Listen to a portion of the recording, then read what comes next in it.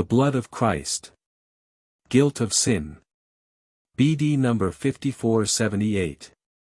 September 2, 1952. For you, my children on earth, I shed my blood.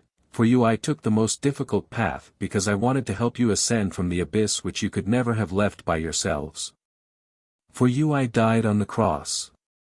The sacrifice I had wanted to offer God Father was accepted, it was offered for you. Thus you humans on earth shall gain from it, what I had begged from God and for which I made the sacrifice should benefit you earthly children, because in the state you were at the time I descended to earth you urgently needed help. But I also knew that not just the people during my lifetime on earth were in need, I knew that, as long as the earth exists, human beings could not fulfill their earthly task because they were too weak, and I took pity on the whole of humanity, even those of the past and in the future, and I included all human beings in my act of salvation. I gained unlimited blessings for all people, which they now can use in order to reach their goal on earth.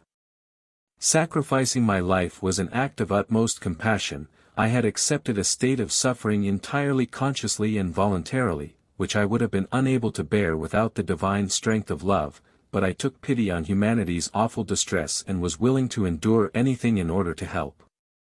Although I knew that this act of salvation would culminate in my being's complete deification, it was not the reason for my action.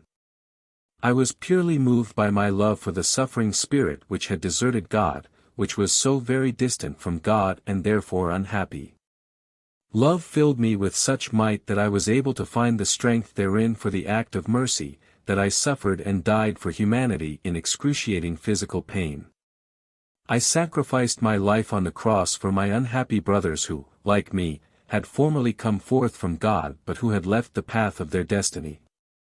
I knew the bliss of God's nearness and had mercy with the fallen wretched spirit. But I also knew of God's love for all his living creations and wanted to bring back to him what had voluntarily distanced itself from him.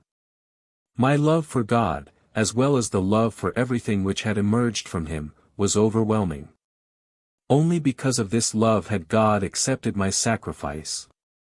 And my love asked God for forgiveness of the guilt which clung to the fallen and could not be redeemed in any other way, since it consisted of heartlessness.